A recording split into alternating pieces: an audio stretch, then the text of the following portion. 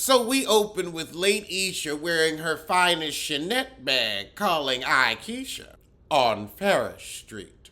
Late Isha says, I feel some type of way with I Keisha acting a fool at my brunch. But honey, everybody acts a fool at your brunch. You should call them women in foolishness brunches, because that's what it is. So as she's giving her a tour of Ferris Street, which Lady Isha already knows very well, Lady Isha says, oh, do you know Miss Maple, the town councilwoman? And she says, no, I haven't met her, but I'm sure she knows my family. I, Keisha, you're just uppity for no reason. Lady Isha said, I can't wait to share this with Marie. I, Keisha said, not Marie. Not Marie. No, after the way she cut up at your brunch, I don't want to do business when it comes to her. Later that night, Marie drops by Lady Isha's. She wants to talk to her about what transpired at her brunch. You mean when you decided to storm off to the men's room with your husband, Essie? Marie, if you really love what she did with her brunches, you wouldn't put your butt on your shoulders and spread your cheeks during them. You motivate me, you encourage me, you enable me to be a bully. That's what you do, Lady Isha. That's what you do, you enable. You don't motivate or encourage. Sorry, hate to tell you. Marie said, I think it's in both of our best interests for me not to attend any future brunches. Essie said, you staying home, heifer. Essie put his foot down.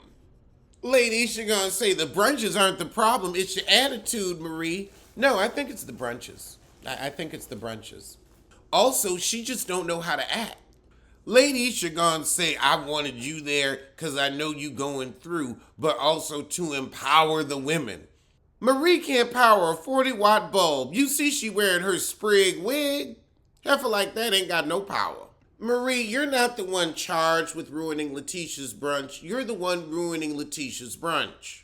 Like, you actually do it. I'm with Lady Isha.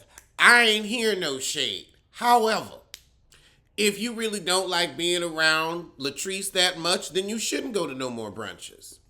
Now, Lady Isha, your problem is you want Marie to let this go, and she ain't letting it go. You can't make her let it go. And Latrice won't own it. Why do you feel like Marie is wrong because Marie is saying Latrice is lying? If she feels lied on, let her feel that. Oh, Lord, don't nobody care about Lady Isha's ashy man. After that boring scene, we got A. Keisha and her big-bootied husband. He got a big high butt. She trying to get him to relocate from New York to Jackson.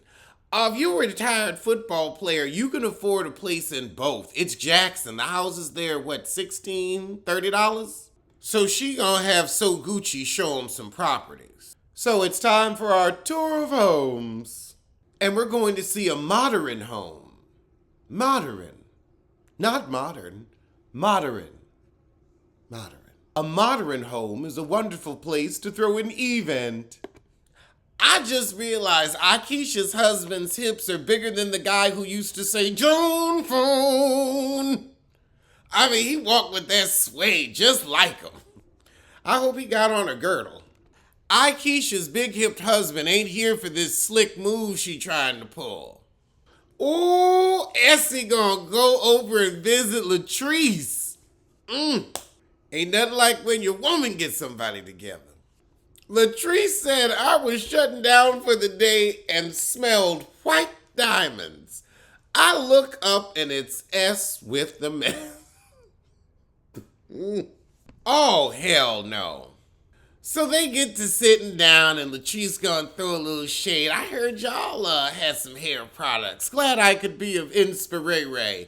And Essie gonna say, oh, well, you know, me and Marie are licensed cosmetologists. Not with the way your wigs be looking.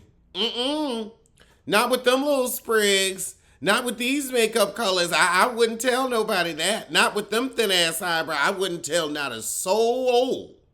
Oh, now Essie gonna say, well, we in Dogwood, you in the hood. What's wrong with the hood? You ain't nothing but one step out yourself. Latrice said, well, I'm worldwide and you're on the corner. So Essie says, look, heifer, we know that you were involved in spreading the rumors about Hamilton Davis committing Medicare fraud. And that's a serious charge. Okay, so now Latrice is admitting it, so you did have a hand in it. See, Essie came in with that femininity. She's gonna get that answer out of you the easy or the hard way. Latrice said, well, at the end of the day, Marie ain't nothing to me. So no, I wasn't going to protect her business from the street. From the street. Oh, God, so Essie done browbeat Latrice into meeting with Marie. So now we can move past this. So Latrice, now that Essie got you to admit your shit, you ready to put it behind you. Okay, heifer, so Marie was right. And I'm going to stand with Marie. If you know somebody's lying, fake, phony, and is trying to ruin you, I couldn't get past it either. Lord, but now Ladysha meeting with her ashy man. And Ladysha shows up showing off all her curves in a flammable frock. So he's upset that she's not showing up to counseling, and she's like, what am I going for? For you to sit there and play victim? He said, minus the calls, the texting, and the affair, I'm a good dude. As long as you ignore all that, the emotional and the physical affairs, just a few of them, just the affairs. You broke and you ashy and you having affairs if you don't go directly to hell. You're a great catch, please. You're a catch like an STD. I need you to understand it is a privilege to be with me. Stop playing with me. Well, I think you should move on because he's going to keep playing. His excuses were poorly articulated and feeble. You don't know how it feels to be alone. You got a wife and a child. You ain't alone. If there's a shred of love in your heart left for me, you got to give me another chance. But I'm afraid to love you. Don't love him, girl. Move on. I don't know what you see in his ash.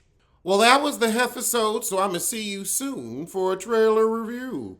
That was kind of boring. But I did like Essie being the busybody. Ooh, the Harbinger.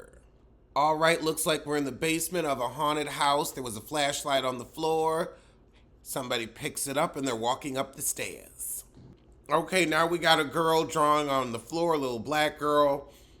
A white girl seems like she's babysitting her. Says she's having bad dreams. Now we're seeing a coffin. Then we're seeing an old man on an autopsy table. Okay, this is confusing.